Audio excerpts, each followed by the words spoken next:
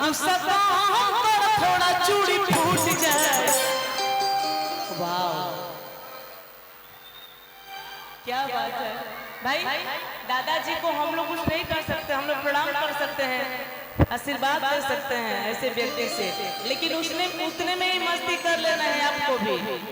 मन रूठ जाए हमारा बाबा के दिलावा टूट जाए, हमारा बाबा के दिलावा टूट जाए, हमारा बाबा के दिलावा टूट जाए। कावा लेखा गरम रवा करी ना मिजाज के, काम न करानी वाला बात महाराज के। बाबा हो कावा लेखा गरम रवा करी ना मिजाज के, काम न करानी वाला बात महाराज के।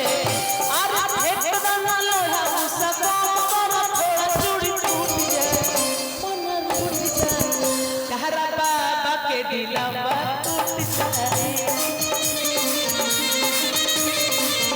हाय बाबा के दिलावा टूट जाए।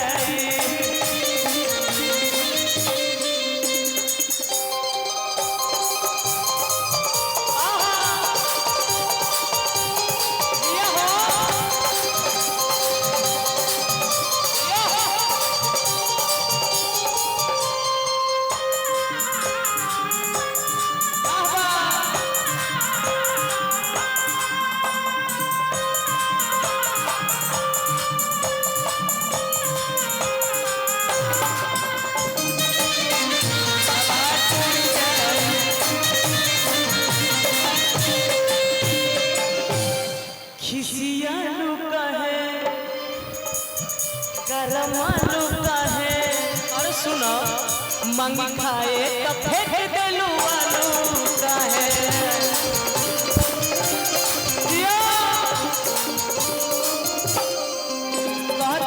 हम ऐसे खिसियाई बने।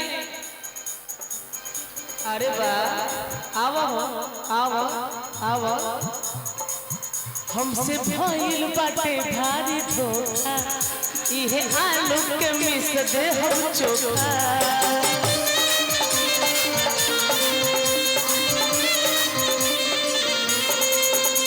आरे देबू ना कमाए के,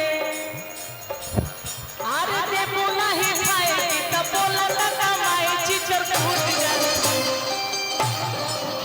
आई अरे देबू ना ही खाए के, हम जानता नहीं एकरी कहीं और बारे। देबू ना ही खाए के तब बोला ना कमाए चिचर फूट जाए, मन रूठ जाए। का भाई आ गोलू राजा के दिलावा टूट जाए।